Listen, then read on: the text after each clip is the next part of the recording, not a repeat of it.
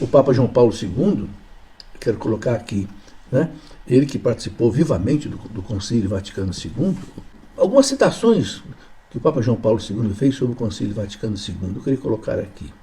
Por exemplo, na encíclica que ele escreveu, Ut Unum Sint, que todos sejam um, ele escreveu o seguinte: a melhor preparação para a passagem da Igreja para o novo milênio, né, não poderá exprimir-se senão pelo renovado empenho na aplicação fiel quanto possível do ensinamento do Concílio Vaticano II à vida de cada um e da Igreja inteira. Olha aí. O concílio é o grande início, como que o advento daquele itinerário que nos conduz ao limiar do terceiro milênio. Então o Papa João Paulo II ele preparou a Igreja para entrar no ano 2000, terceiro milênio. E ele coloca isso. Tem que ser em cima do Concílio Vaticano II. Tá certo? E fez tudo isso. Ele convocou 3 anos de preparação para o concílio, né? 1 ano sobre o Pai, 1 ano sobre o Filho, 1 ano sobre o Espírito Santo, tudo lastreado no concílio. Sobre a importância do Concílio Vaticano II, o Papa João Paulo II, ele disse no dia 15 de outubro de 1995, ele disse o seguinte: na história dos concílios, o Concílio Vaticano II tem uma fisionomia muito singular. Por quê? Nos concílios anteriores, o tema e a ocasião da celebração tinham sido dados por problemas particulares doutrinais ou pastorais, heresias e coisas desse tipo, né? O Concílio Ecumênico Vaticano II quis ser um momento de reflexão global da Igreja sobre si mesma e sobre as suas relações com o mundo. Então, o que quis o Concílio Vaticano II? A Igreja quis analisar ela mesma e analisar o seu relacionamento com o mundo, diz aqui o Papa. Aí ele diz o seguinte, olha, João Paulo II, São João Paulo II.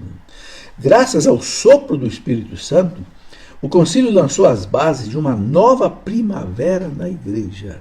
Olha aí, o concílio lançou as bases, o alicerce, fundamento, né, de uma nova primavera da Igreja. Ele não marcou uma ruptura com o passado, não, mas soube valorizar o patrimônio da inteira tradição da Igreja para orientar os fiéis na resposta aos desafios da nossa época. Então, o concílio não rompeu com o passado, nada. Alguns querem acusar o concílio de ter rompido, mas o padre usava batina, foi autorizado o padre usar o clergyman, né? A missa era só em latim, aí a missa passou a ser na língua vernácula. Tudo isso foi aprovado pelos bispos. E o Cristo não falava latim, o Cristo falava o hebraico, o aramaico. Então, se fosse para ter uma língua sagrada, então teria que ser o aramaico ou o hebraico, não é? O latim era a língua que se falava em Roma, na região do Lácio. É bonita a missa em latim está autorizada, mas não é porque a missa é em português ou francês que a missa perde algum sentido, de jeito nenhum. Então o Papa diz que a Igreja não rompeu nada com o passado. A Igreja soube apresentar para frente, né, soube orientar os fiéis na resposta aos desafios da nossa época. João Paulo II falando. Ele fala, a distância que nós estamos do concílio é mais do que nunca necessário retornar àquele momento de graça. Olha o que o Papa fala. Temos que retornar àquele momento de graça. Como pedi na carta apostólica Tertio Millennio Adveniente, que foi a carta que ele escreveu em preparação ao ano 2000, né? Entre os pontos de um irrenunciável exame de consciência que deve envolver todas as componentes da Igreja, não pode deixar de haver a seguinte pergunta. Então o Papa fala, tendo em vista aí o exame de consciência que nós temos que fazer nesses 2000 anos da Igreja, tendo em vista o novo milênio, essa pergunta não pode deixar de ser colocada. Ele coloca, qual é a pergunta? Quanto da mensagem conciliar passou para a vida, as instituições e o estilo da Igreja? Ou seja, falta muita coisa ainda a ser aplicada do Concílio Vaticano II. Né? Em 1985, quando o Concílio Vaticano II completou 20 anos, o Papa João Paulo II convocou um sínodo especial sobre o Concílio Vaticano II. Né? E ele colocou exatamente isto, né? ele continua válido ainda hoje e obriga, antes de mais, a reler o concílio, para dele recolher integralmente as indicações e assimilar o seu espírito. A história testemunha que os concílios tiveram necessidade de tempo para produzir seus efeitos. Contudo, muito depende de nós com a ajuda da graça de Deus. Então, meus irmãos, o que o Papa João Paulo II está dizendo aqui é que os concílios eles são tão ricos em ensinamento que levam anos para ser absorvido pela Igreja. Nós estamos aí mais ou menos há 53 anos do Concílio Vaticano II. É pouco tempo. É pouco tempo. A mensagem do concílio não é para 50 anos, é para 100 anos, 200 anos. Entende? Por exemplo, o concílio, só para ter uma ideia, olha o documento que ele produziu. Compêndio do Concílio Vaticano II. Aqui tem 16 documentos do concílio que muita gente não leu. Eu acho que até muito padre não leu. Até muita gente que de repente fica criticando o concílio, não leu. São 16 documentos. Né? E quando o Papa João Paulo II fala aqui, né, que graças ao sopro do Espírito Santo, graças ao sopro do Espírito Santo, ele estava ali. O concílio lançou as bases de uma nova primavera da igreja. O que é essa primavera da igreja? Eu sou testemunho dessa primavera da igreja. Por quê? Porque eu vivi antes do concílio. Antes do concílio, o povo ia para a missa em latim, e o povo não sabe latim. Então, as pessoas ficavam rezando o terço. Ou acompanhando no livro, a missa, com a tradução das palavras. Né? Até que, iluminados pelo Espírito Santo, os bispos aprovaram a missa em português. Teve até uma senhora velhinha que disse, puxa vida, até que enfim Deus aprendeu a nossa língua. Eu acho que ela achava que Deus não sabia português. Foi uma primavera. O povo passou a participar da missa, assistir à missa com muito mais gosto. E outras coisas que surgiram na igreja. Aí surgiram um monte de movimentos maravilhosos. Cursilho de cristandade, logo em 1970, cursilho pelo mundo inteiro. Encontros de jovens. Né? Nós mesmos aqui, o Padre Jonas começou os Maranatás. Encontros de casais, nada disso existia. Cursos para todos os sacramentos, curso de crisma, curso de batismo, curso para todos os sacramentos. Né? Quando o Papa João XXIII abriu o concílio, ele disse assim, Senhor, mande para a igreja um novo Pentecostes. E aí ele colocou no discurso dele de abertura, mande, Senhor, para a igreja um novo. E a igreja mandou. Então, foi realmente uma primavera para a igreja. Eu quero colocar aqui também uma palavra do Papa Bento XVI. Porque o Papa Bento XVI ele é um teólogo espetacular e ele foi para o concílio como consultor, né, do cardeal da época dele, lá na Alemanha. E ele disse o seguinte, né, o Vaticano II, no pontificado de João Paulo II, né, teve um papel muito importante. E aí o Papa Bento XVI disse assim, no dia 28 de outubro de 2008, Papa Bento XVI, citação dele, os documentos do concílio não perderam sua atualidade com o passar do tempo. Não perderam sua atualidade. Esses documentos aqui que eu mostrei, ó, o compêndio do Concílio Vaticano II, não perderam a sua validade com o passar do tempo. Mas, ao contrário, revelam-se particularmente pertinentes em relação às novas instâncias da Igreja e da presente sociedade globalizada. É para os tempos de hoje. Disse o Papa que todos nós somos verdadeiramente devedores deste extraordinário acontecimento eclesial. E lembrou que teve a honra de participar como especialista. Tornar acessível ao homem de hoje a salvação divina foi para o Papa João XXIII a razão fundamental da convocação do concílio. E foi com esta perspectiva que os padres do concílio, padres com P maiúsculo, né, trabalharam. Eu vou repetir o que disse o Papa Bento. Tornar acessível ao homem de hoje a salvação divina foi para o Papa João XXIII, que convocou o concílio, a razão fundamental da convocação do concílio. E foi com essa perspectiva que os padres, ou seja, os bispos conciliares, trabalharam. Qual é o objetivo? Bem claro, ele coloca aqui, né? para a salvação do povo. Esse foi o motivo. Né? E ele coloca aqui outras coisas. Né? Papa Bento, falando do Papa João Paulo II, ele disse que naquele concílio ofereceu uma contribuição pessoal significativa como padre conciliar. Bento XVI dizendo que João Paulo II apresentou uma contribuição importante. Né? Ele fala, da qual se converteu depois, por vontade divina, em executor primário durante os anos do seu pontificado. Ou seja, depois, como Papa, ele aplicou o concílio no seu pontificado. João Paulo II, diz Bento XVI, acolheu praticamente em todos os seus documentos, e ainda mais em suas decisões e em seu comportamento como pontífice, as instâncias fundamentais do Concílio Vaticano II, do qual se converteu em intérprete qualificado e testemunha coerente. Então vocês estão vendo, meus irmãos, esses dois gigantes que nós temos na igreja, João Paulo II, Bento XVI, aprovaram.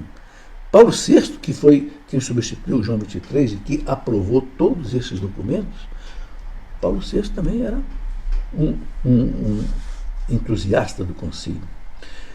Continua o Papa Bento XVI dizendo assim, o concílio brotou do coração de João XXIII, mas é mais exato dizer que, em último termo, como todos os grandes acontecimentos da história da igreja,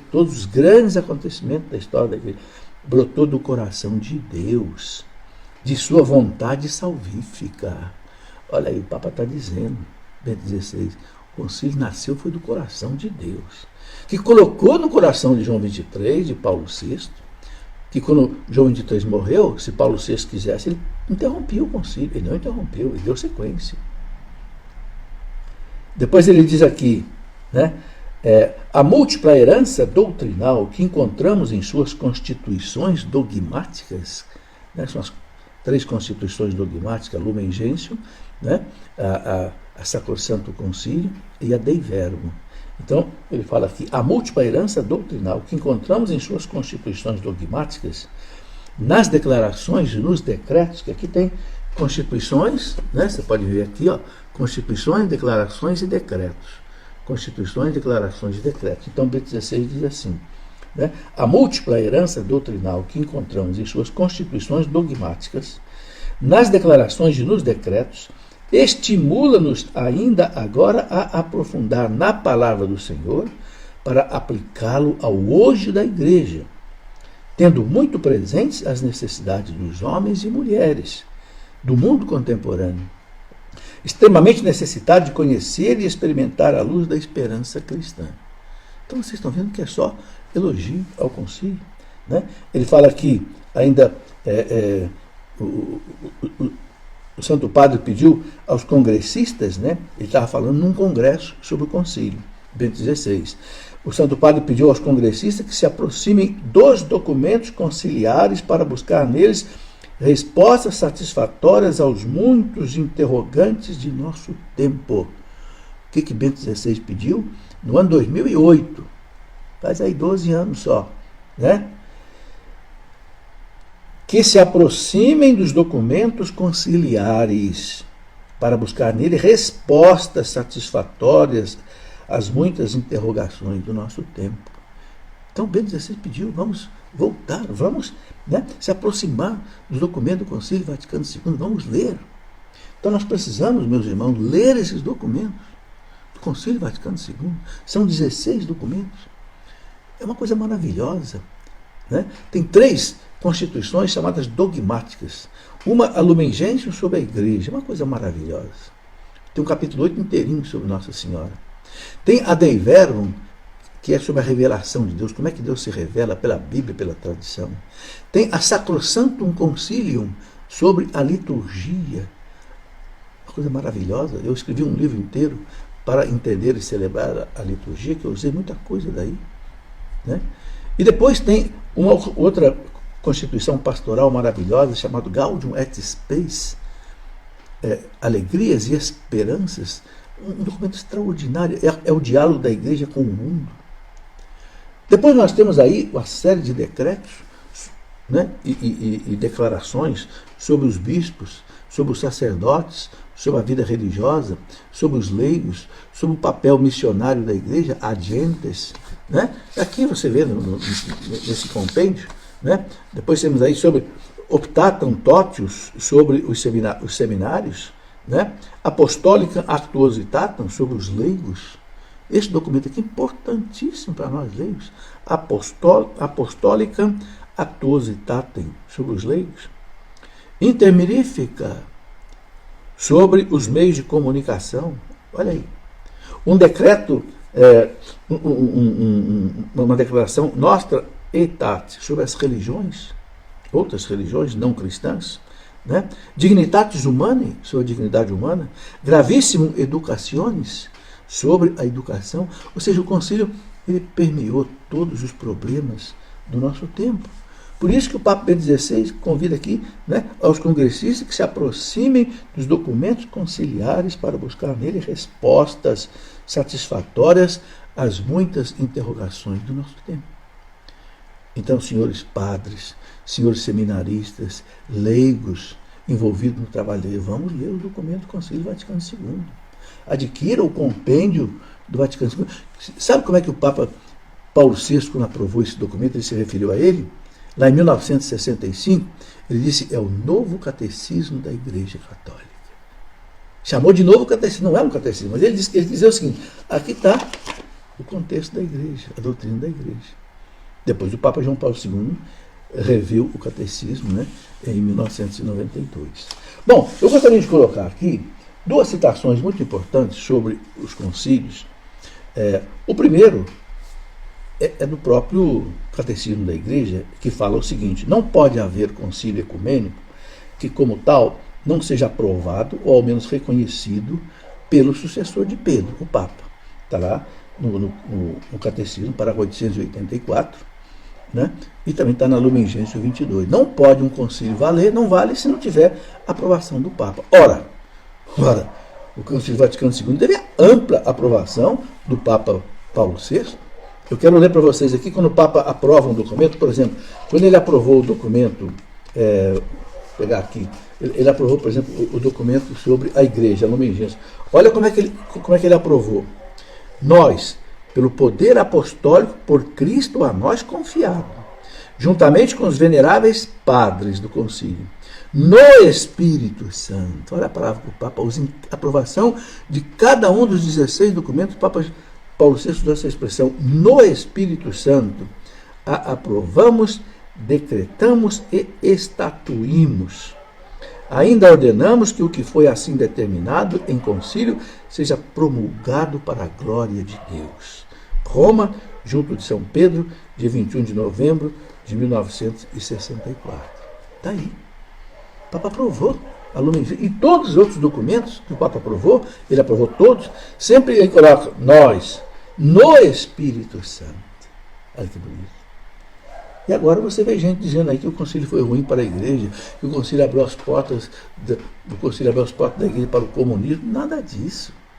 Houve sim, infelizmente, uma série de abusos.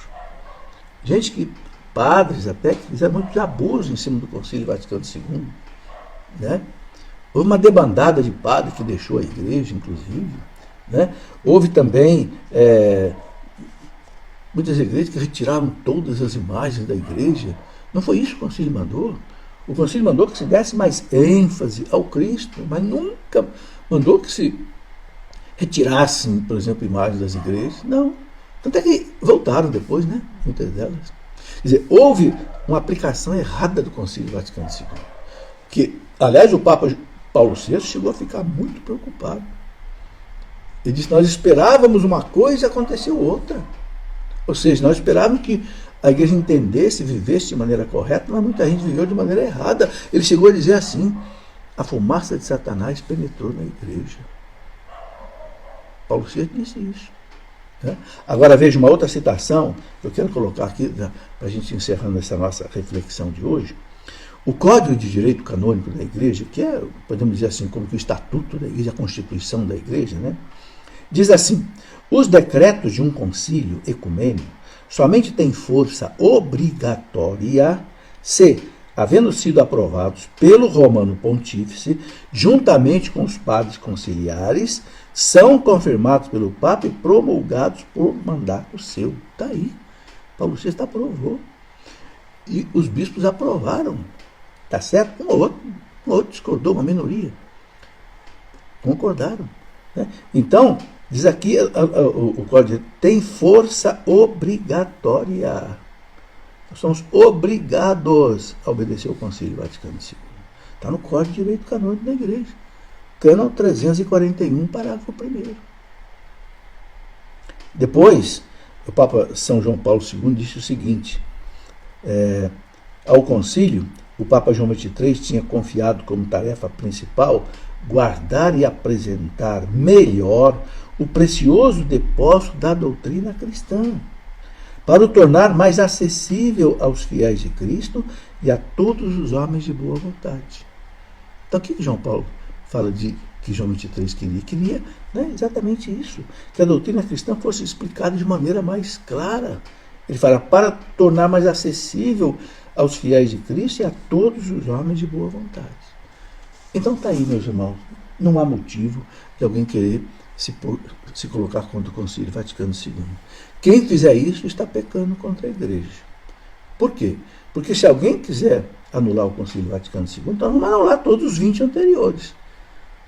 Porque, tanto quanto os 20 anteriores, o Concílio Vaticano II foi legítimo, convocado por um Papa e aprovado em seus todos os documentos pelo Papa.